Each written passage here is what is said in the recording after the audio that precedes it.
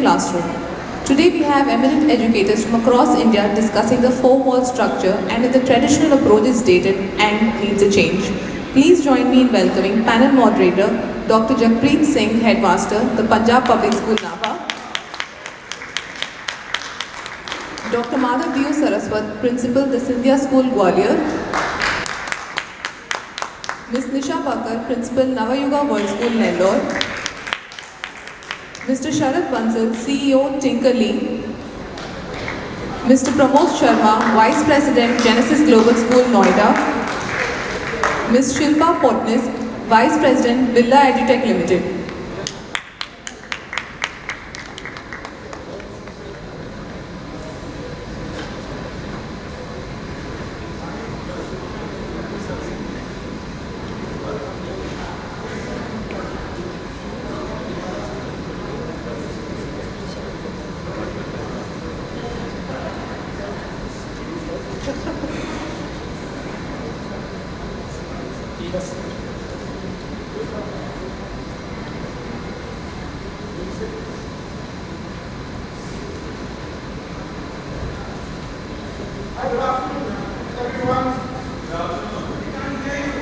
Well, you can hear me now very loud. Yes. There was a problem. I normally don't use mic because God has given me a little bit of a little extra pep in my voice. So, 1 hour from lunch, and we are standing in between lunch, and the four walls are confiding you here. The four walls. How significant are these four walls? When we talk about four walls, we talk about a classroom, isn't it? When we just come to a word, four walls, what comes in our mind is a child, a teacher, learning, teaching, and of course the outcomes.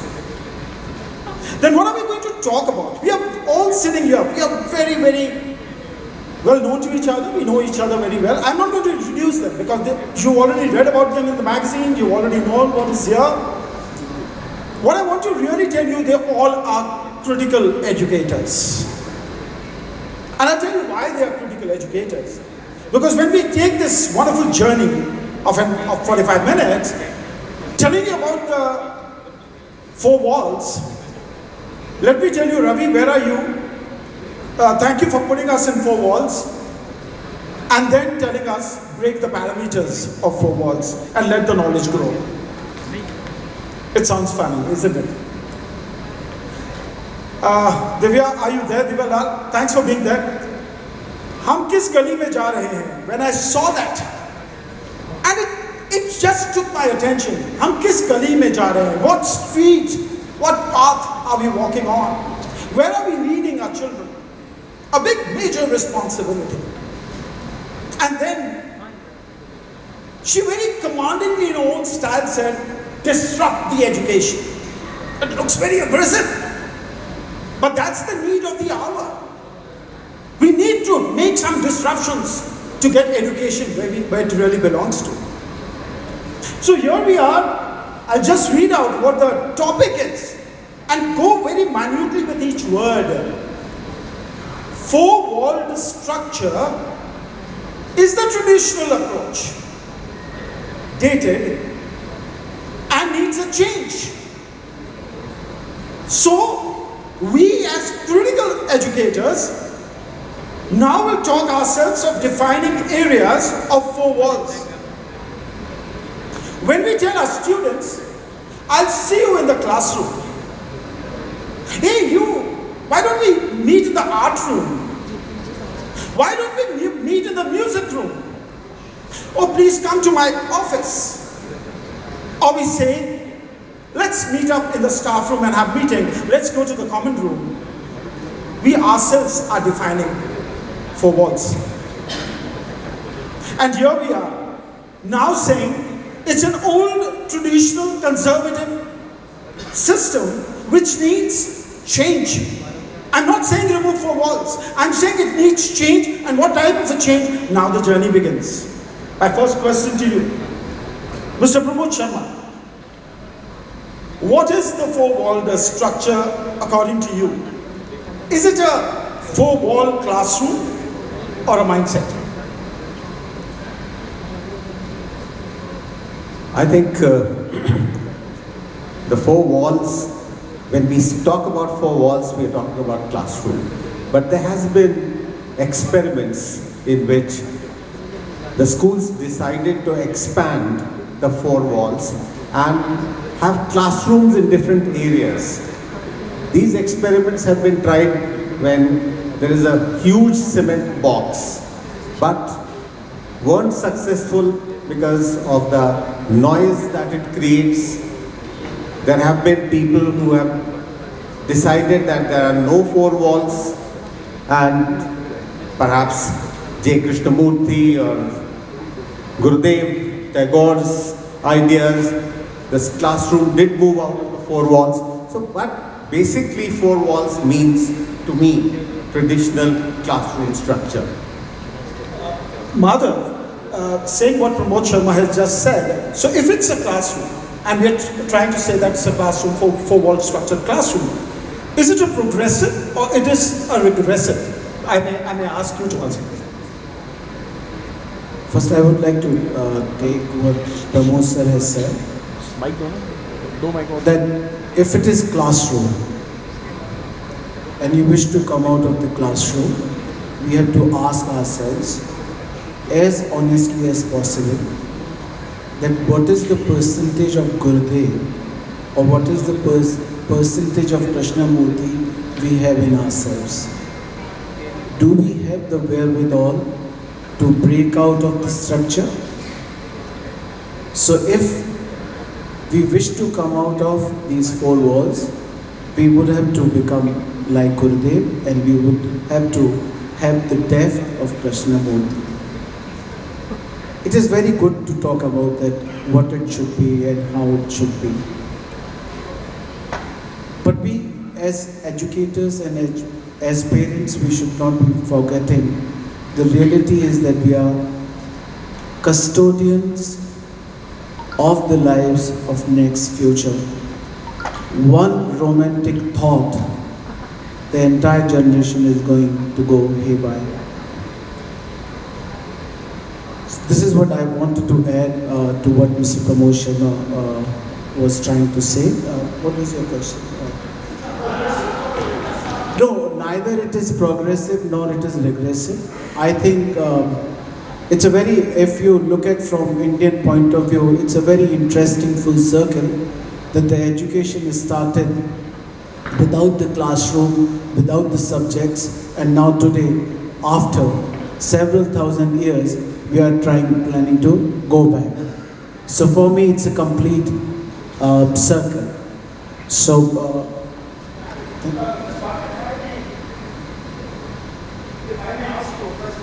We are micro children.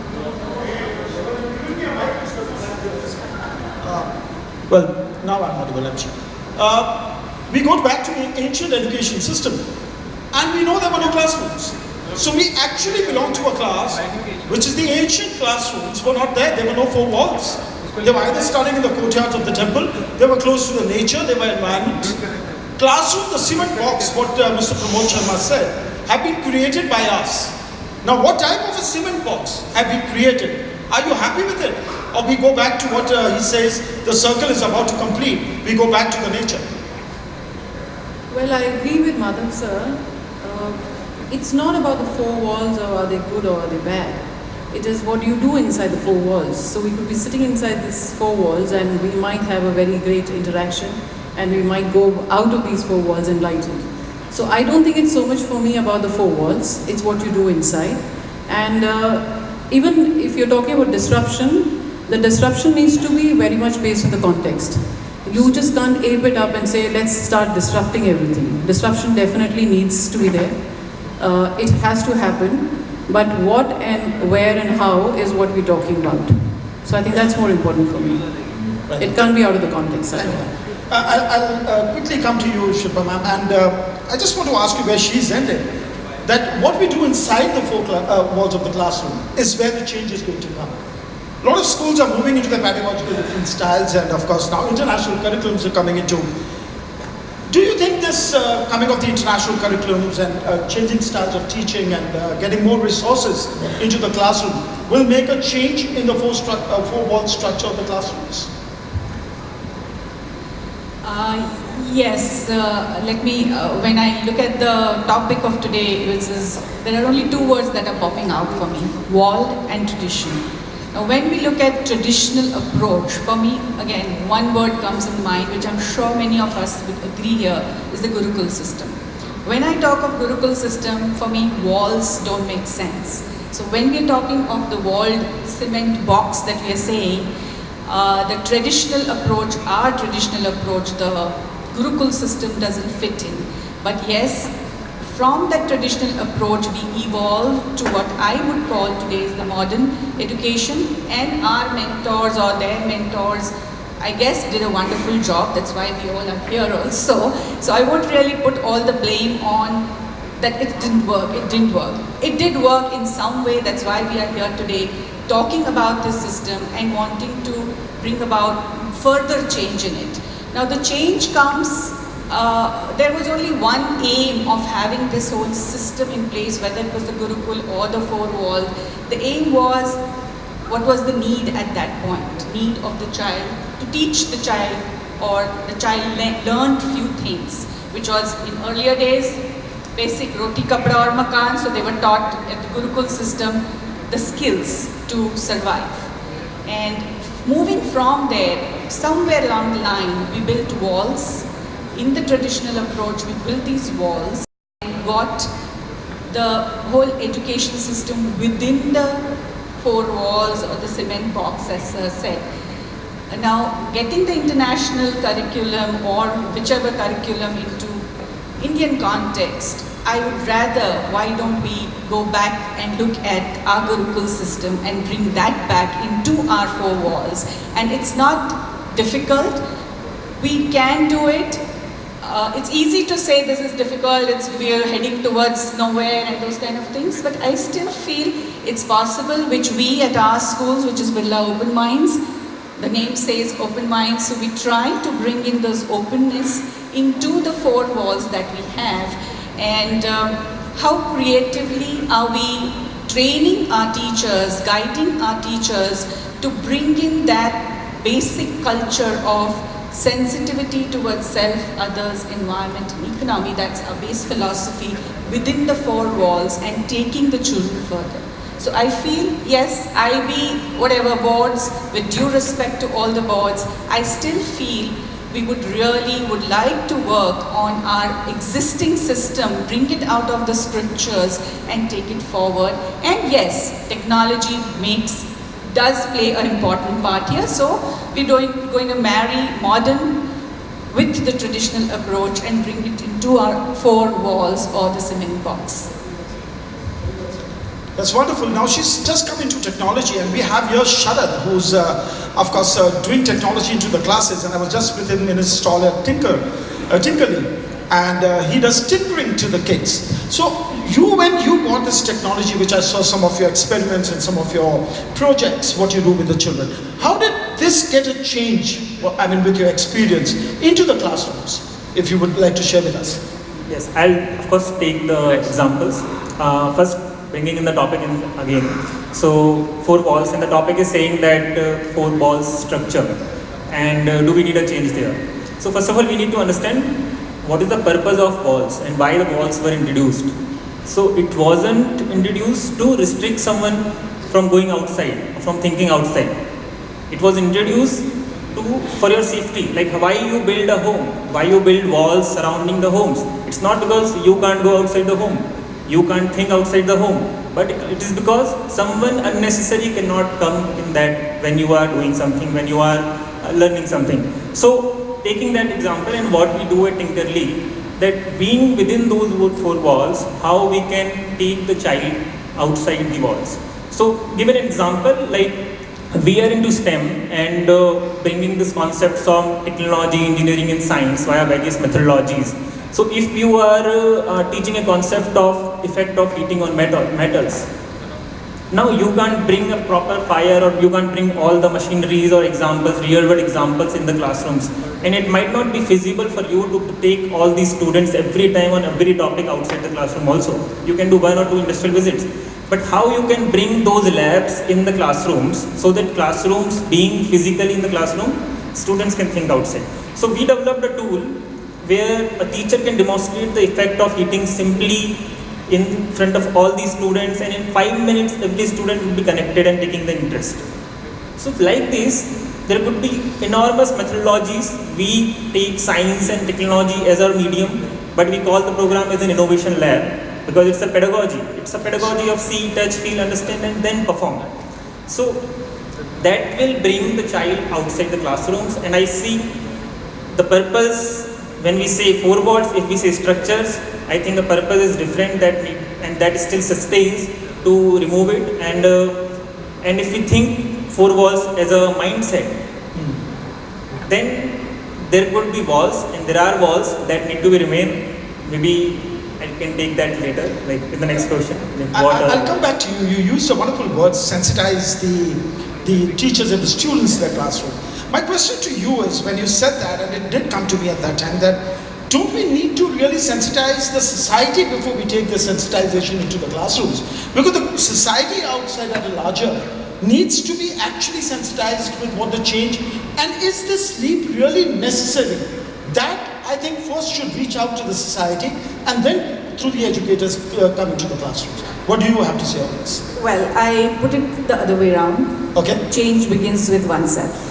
Right. So I would like to sensitize self, others, environment, society, in that order. Okay. Because yes, I can look at it the other way, the way you are saying, start with the society and then go backward. I would rather, working with little children, I would rather start from there and go out. Yes, there is a big society there. This small change, when I bring in the self, is going to go ahead and bring about the change. So, 10 years or 20 years down the line, we hopefully would not be debating on this aspect of are we bringing about the change in the society, how are we going to do that? It's because this step is taken here with the self, is what I feel. I genuinely, see, we as educators, I'm an academician, I'll start with what I can do, and I'm starting with that. Earlier we were discussing about the policymakers can do their job. Yes. I as an academician will do my job of starting at my levels. Yeah. Thank you, ma'am. Thank you very much. Mr. Pramod, my question to you, because I had an opportunity of working with him for nearly 13 and a half years when he was heading mayor. And I've seen a huge transformation in his tenure. And not only in the classroom, in fact, outside the classroom. And I always say, what happens in the classrooms is 20% and more happens outside the classrooms, which are 80%. This is my belief. I don't want anyone else to support me on this statement. But, sir, may I just ask you on this? I mean, how was that transformation? And what did you think that within the 4 walls, the curiosity and the enthusiasm, what you brought into the classrooms, how did you manage, and what do you think now the leap should be for the next generation, sir? Well, I think I had better focus on what is happening now rather than what we did at that point of time. Now I am into an international school. The last school that I set up was an international school, and I'm very enthusiastic about how it encourages curiosity of the child, how it builds a theme based on the curiosity. How does it help children to think of the questions and how to find answers? So that is the way perhaps that you are expanding the classroom and bringing the outside world into the classroom. You train the child to research, whether you have extra marks or you have educom or whatever, and the children use the technology tools to research and ultimately collaborate together, and this is the way I think the future is going to be. And even in the new education policy, there's a lot of emphasis on encouraging curiosity and developing these early years programs, I'm sure this learning would be permanent and a good step to move out of the rote learning and expanding the four walls of the classroom. Thank you, sir. My question to you, Madhav, is very interesting because, if you can pass that. Have we, the present educators, have been taught an ineffective or wrong approach? So when heading a school, we with a conservative approach, trying to get a change, what do you think is a risk and what do you think are at stake when we are implementing that in the four walls? Why do you think that we were taught the wrong way?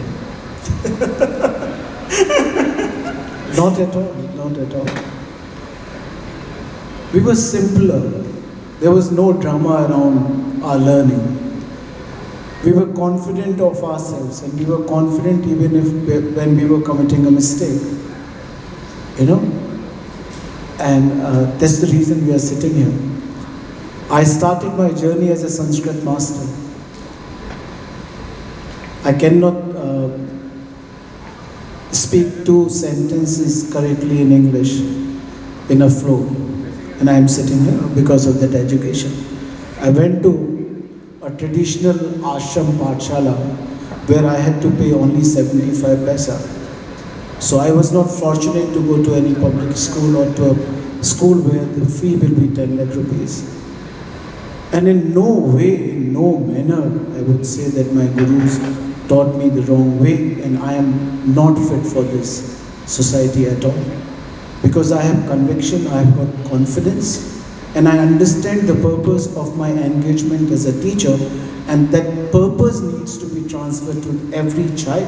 That the child needs to understand that why he is or she is in the school, and what she has to do end of the day with the skills of all the education which she has imbibed through the engagement during the school days. So. For me, that question is wrong. You can, reframe the question. I appreciate your point of view, sir. Absolutely, I appreciate. This is why I said we are critical educators, and that is what he has answered it so correct. To you, I would come back. There's a wonderful question waiting for you, and what he's just said, he's contradicted me, and I absolutely agree with him, and that's why I provoked him to do that. To you, lady, I may ask a question that. Looking to the two extremes, what we are actually debating on, can't we just say that we can start off with following a middle path where we can maintain the sanctity of protectionism and walk into the world of the choices of the same time? I mean, can't we have that middle path and tell a child, slowly we'll achieve? Because these things take time. I mean, we may not get a change what we are looking for today. It may take a decade, it may take more. But don't you think there's a requirement at this moment of a middle path rather than going and taking a big leap and, your view on this? Yeah, I think I agree with you that... Thank God someone agrees with me. When I reflect back, to the last 15 years, there was a time when I realized and I felt, oh my God, things are majorly wrong and so much needs to be done. And over the years, I've just realized that I think we're just trying to intimidate the child too much. We're trying to intimidate the entire system a bit too much. We're trying to intimidate ourselves a bit too much. I think education is very, very simple. And I don't think we need to complicate it so much. Absolutely. If we make it easier, it's going to be easy for us as well as easy for the child. Now, I was just wondering while Mr. Sean was conducting the entire session out here, and I was thinking, what would the child be writing down if he was sitting here? And I think he would have just said, okay, let me be happy. Let me just play around. And I respect my people, and if I'm not respecting, you're the ones who've taught me not to respect. So I think kids are fabulous, they're really beautiful, and I've been fortunate enough to work with some very good people in the field of education, and different cities like, now I'm in a very small town called Nellore, which is 3 hours ahead of Chennai. Then I've been into Hyderabad, Delhi, Jaipur, and different IB, Cambridge, as well as CBSE. And I thought the answers would be in IB or in Cambridge. I'm a die-hard fan of Cambridge, to be very honest. But the fact is that it's not the curriculum that you're following. It's how well do you understand it and how do you transact it. And And I think that's very simple. It's not that complicated. And if it is not that simple, I wonder how many principals sit in the workshops and they try to learn. Because they always ask their coordinators, give me a snapshot of what happened. Yes. And I've witnessed it across in the last 15 years very, very consciously. And we are the ones sitting here and debating about it. So when we don't even want to learn in a workshop or we sit in a class we're always sitting in our classes to observe our teachers and give them a feedback and tell them how bad they were. Or we want to check how much of a curriculum or the topics have been covered up. Do we even give a chance to our teachers to say, have we done the work right? And maybe because of us, they were not able to finish the curriculum. So I think it's the onus is not on the teachers. बच्चों को तो छोड़ ही दो आप, क्योंकि वो they'll go the way that you take them. But I think it's more the principals, and I hope the owners, some of the owners are also sitting here, because then principals don't take the risk of telling the owners that what you're doing is wrong, and I choose not to work with you. And when we take that calls, I'm sure the owners will be forced to move. Let's hear it for the lady. I think she's speaking her heart out, and we appreciate every word what you have said. Thank you so much. You heard us all. I think it's now you know us enough that what these guys are made of, what substance are they made of.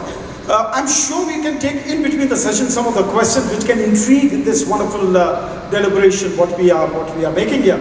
Anybody has a question so far? Yes, Colonel. If you may have a mic for the Colonel, please.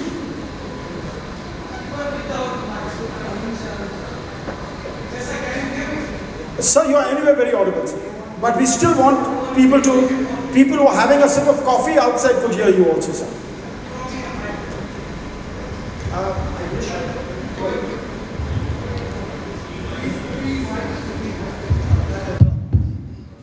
Right. The question should look like a question and not an answer. Oh, not really, Yes. not really. It will be a question and it's addressed. Thank you, sir. Thank you, sir. It's addressed to the three distinguished principals of residential schools. It's a word I've heard all around. Four-wall structure. Now the question is, in this age and time, are residential schools relevant, and do we need to break those structures and create new models? Are they relevant? Should they be there? And in a modern world where we have less than 2 children, should we lose our jobs as residential heads? Thank you. Sir, you want to specifically be answered by the residential school? Yes, all three of you. Okay. All three of you in short. Mother, I think you take the lead. And perhaps an outside you from the lady. Yes. You will not like my answer. Yes. I'm not expected to. For me, day schools are not schools. Oh my God. Then what are they? Yeah, What are they? you just transact body of knowledge. The real learning takes place outside the classroom after those 5.5 hours of learning which you call learning in the No, classroom. I'm talking about the whole structure. I'm not talking about classrooms or So outside. first I am talking about the education, because let's look at the relevance. Let's not compare the two schools. you- I think we are going wrong direction. You talked about the relevance, and I am talking about the relevance, that if you really wish to bring about any change, the kind of scope and resources you have at hand in the residential school you don't have in day schools. And if you have courage and you have capacity to slog 24/7, the only place you should be working is a residential school. Residential school is all about them, not about you. Because the minute you is there, you should leave the residential school. You don't have private time, you don't have personal life, and there is no time, no thought for yourself, because it is all about the boys, boys, boys. Day and night is all about boys, boys, boys. It has been 33 years. Both of us worked together for 3 years, and asked her that how unhappy I was in a day school. Because I think we are going totally in the wrong Okay, direction. okay. Let's So get I back, forget that. Mother. So, as far as relevance is concerned, I think it is, for me, boarding schools are more relevant. We are not in here today's- comparing. We are just talking about the classrooms. We are talking about learning outcomes. We are learning about teaching styles in the four-wall structures. Let's come down to there. I mean, what he's saying from a residential point of view, where the teachers were much more aware of the students and students have a much more, connect with the teacher. Is learning outcome a little more? It is much more. It is much more. I just give you one example. The last question which you asked, where you said the action at the school level and then the larger goal. So we talk about deforestation, we talk about water harvesting. We are fortunate to have 5 tals at the fort where our school is. And we always struggle about the water, so we started working on water harvesting. And we requested the kids to volunteer 2 hours every day in the morning. So by doing that, now we have created a reharvesting system to that extent that 60% of our water is received only through water harvest. So from what we wish to achieve at the school level to the larger good is being achieved, and it would not have been possible in the schools system. Thank you. I'll quickly come to you, ma'am, because we little deviated and I don't want that to happen. My question to you is, does the four-wall structure gives us a sense of security? A. B.